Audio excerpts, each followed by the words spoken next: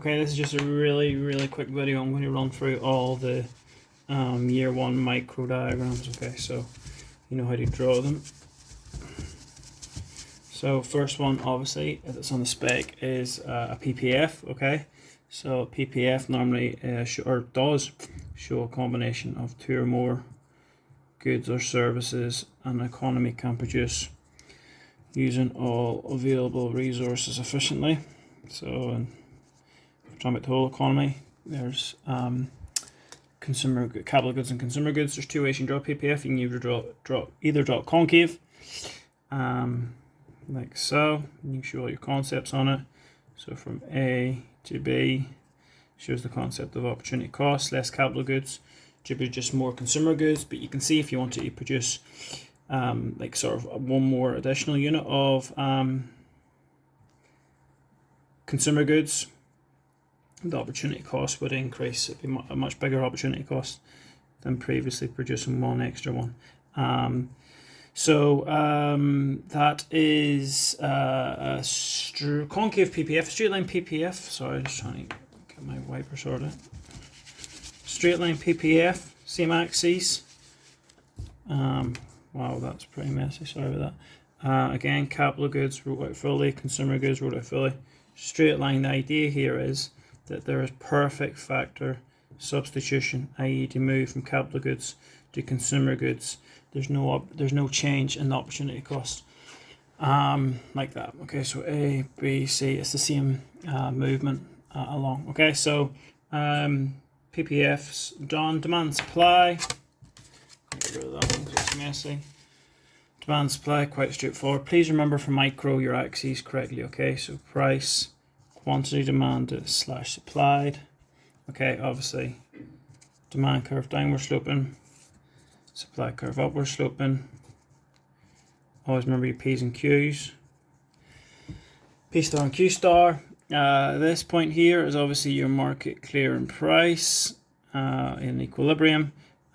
This area here is what we call consumer surplus, and this area here is what we call producer surplus. Okay, consumer surplus is the difference between what the price some consumers are well and able to buy at and the price they actually sell. So it's this triangle. And producer surplus is the difference between what some producers are willing and able to sell at and what they actually receive, which is that area there. Okay, so there are obviously two key things you should be aware of.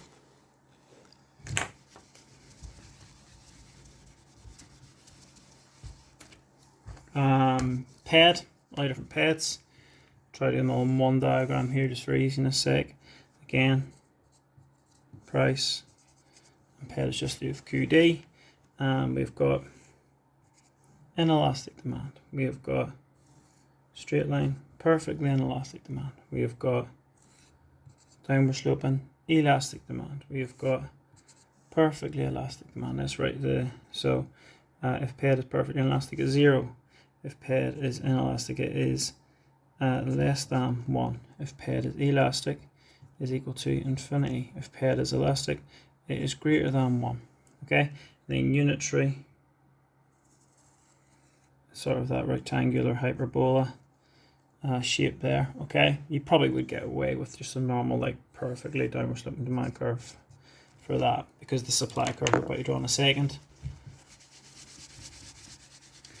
looks very similar to that. Okay, so PES, quantity supplied, price. So again, supply is perfectly inelastic. Supply is perfectly elastic. Remember, looks like an I, it's inelastic. It looks like an E, put a line at the top, that looks like an E, it's elastic.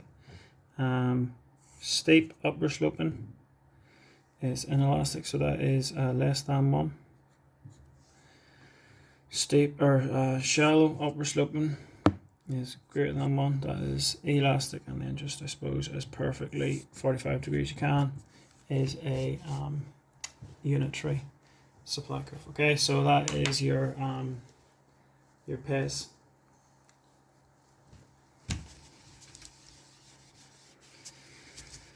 Next, labour markets. Remember, it's wage rate wrote out fully on the y-axis, and it is QD/S of labour wrote out fully on the x-axis. Demand for labour looks like that. Supply for labour looks like that. Q star, W star. Okay.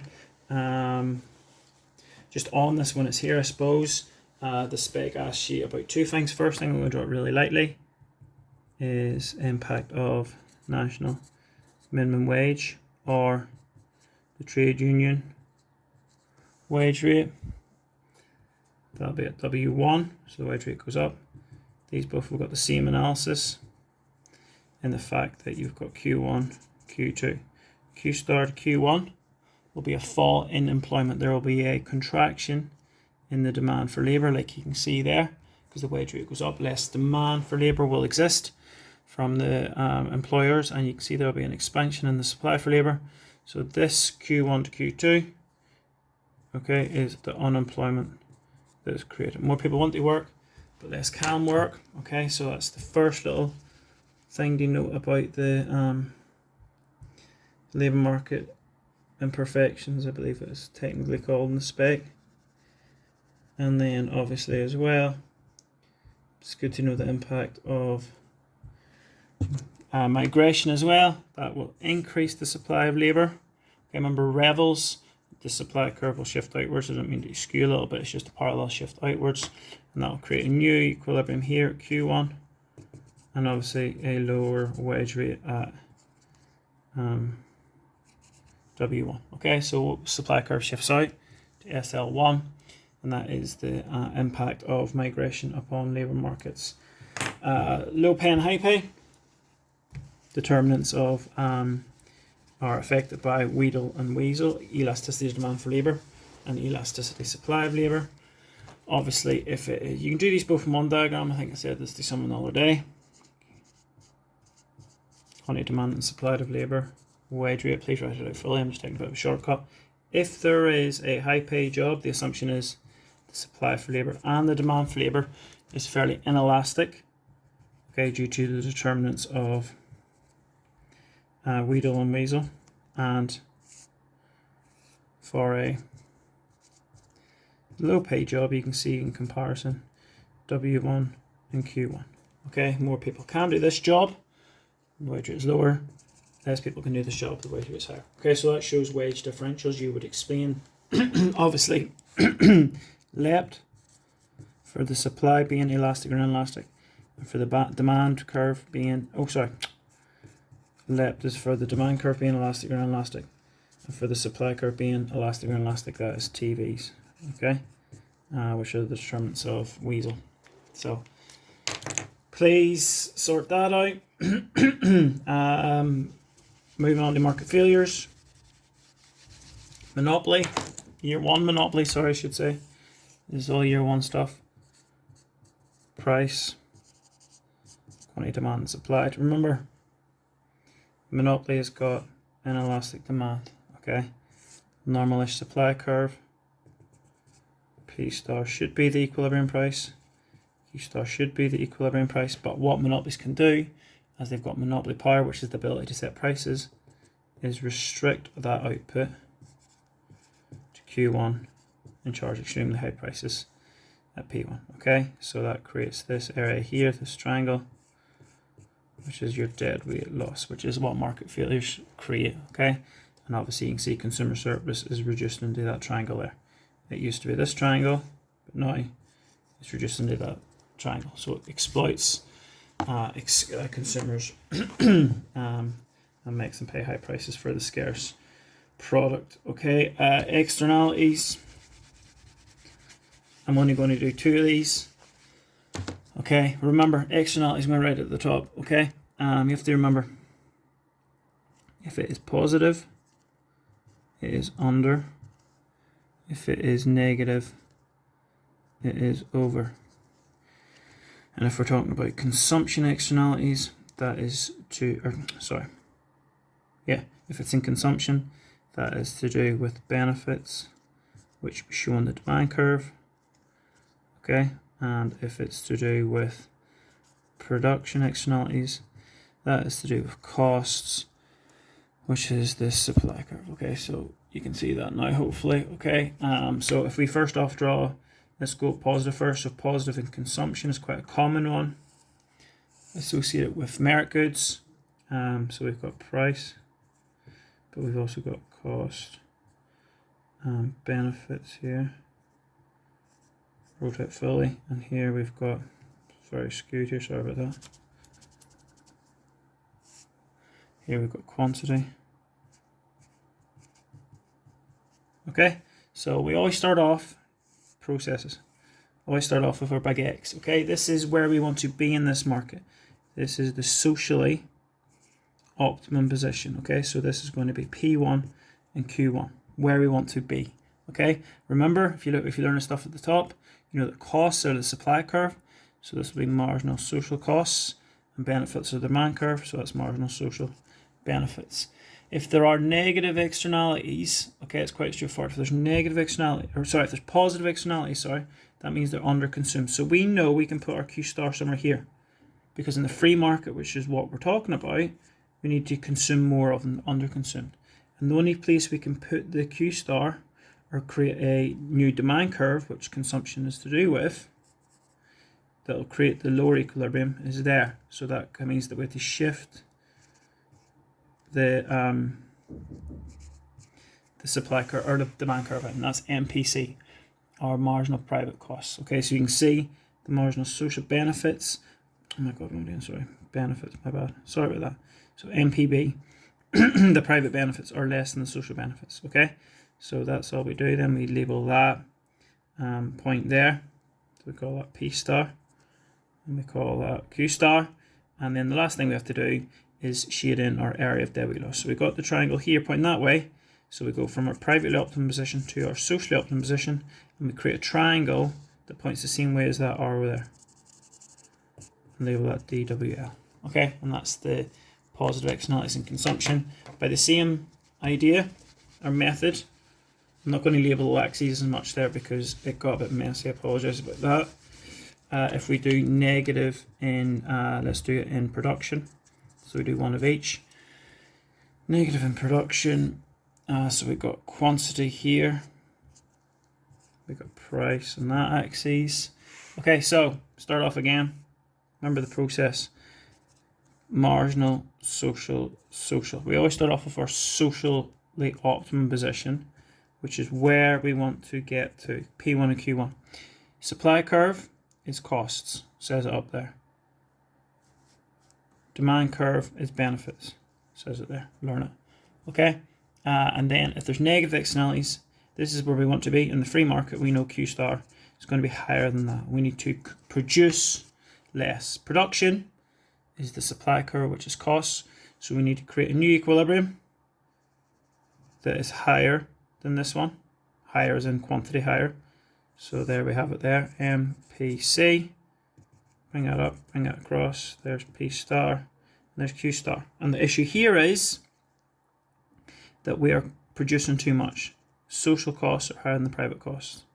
So what we do then is dead weight loss, go from our private optimum position to our socially optimum position. Make the triangle that points the same way as that one. Label it DWL. They are your externality diagrams. They're done.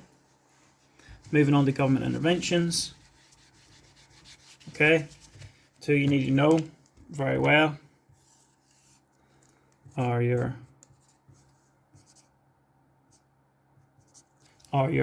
indirect tax diagrams and your subsidy diagrams.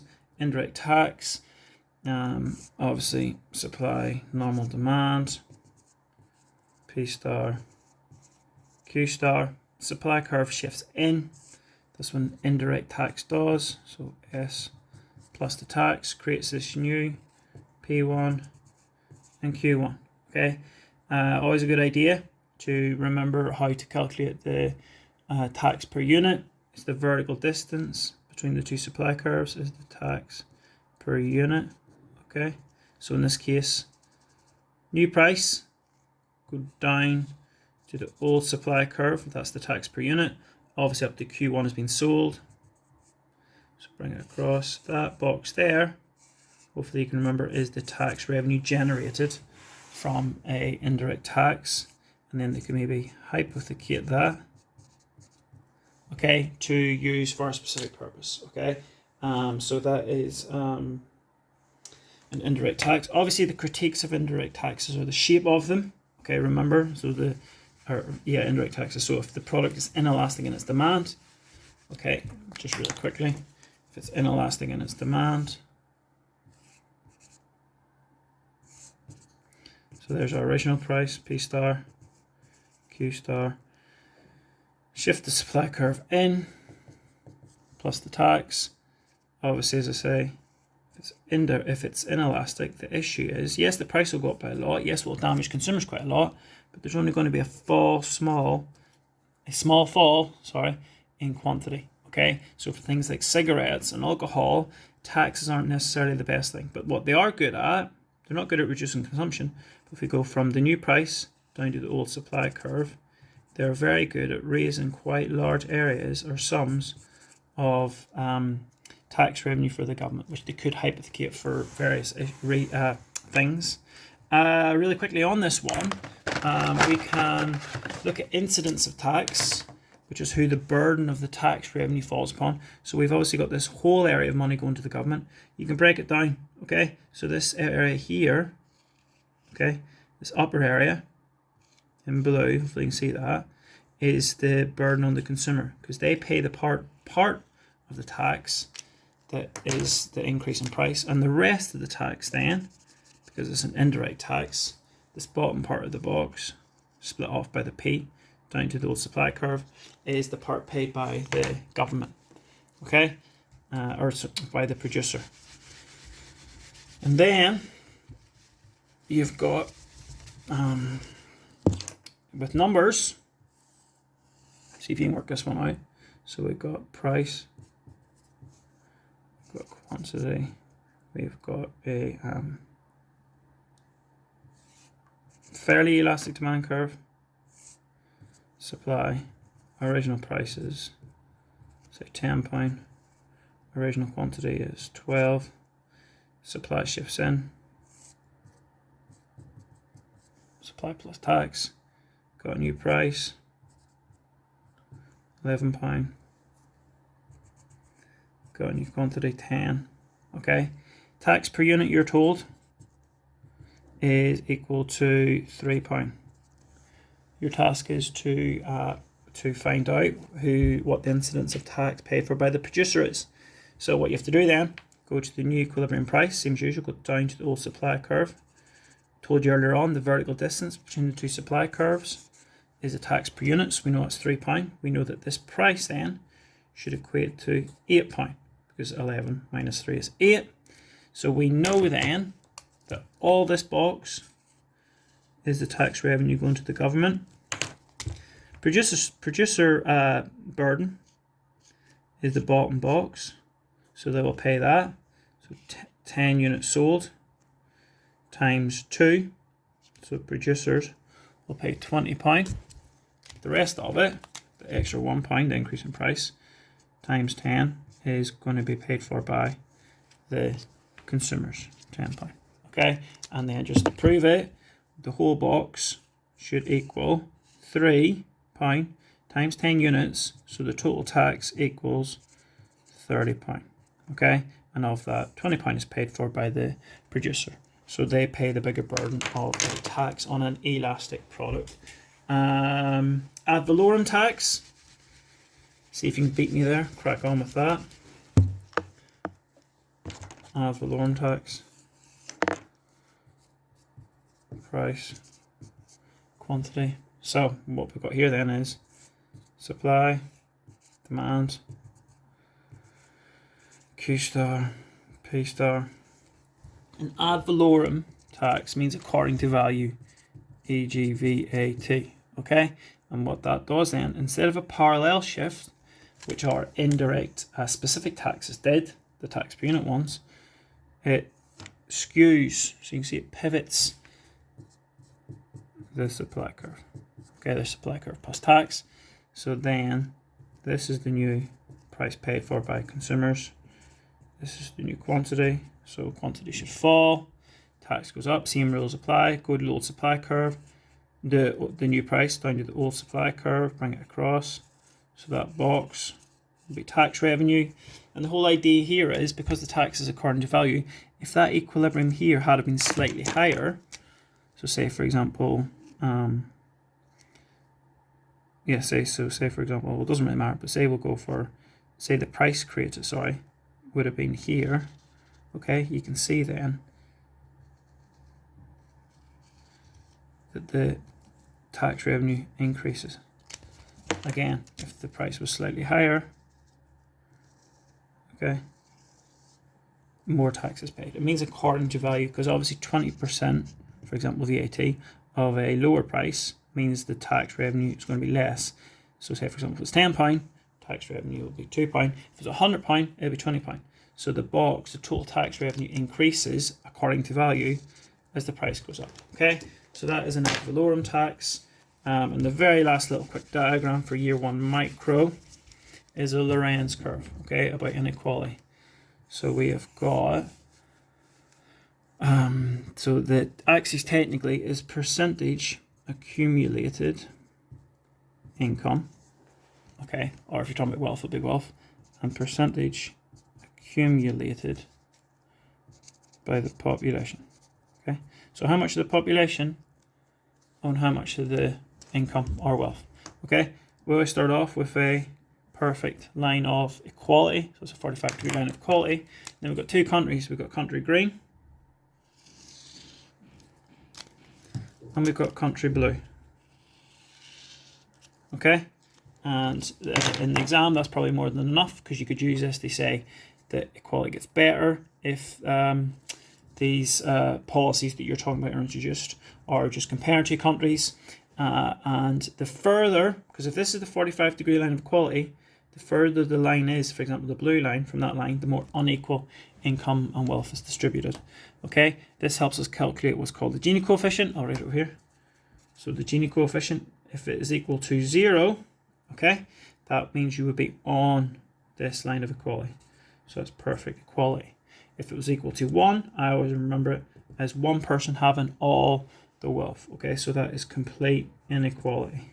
Okay, so it's one person owning all the wealth. And if you want to break this down a little bit more, okay, if we break this up into quartiles, so there's the 25%, there's 25%, there's 25%.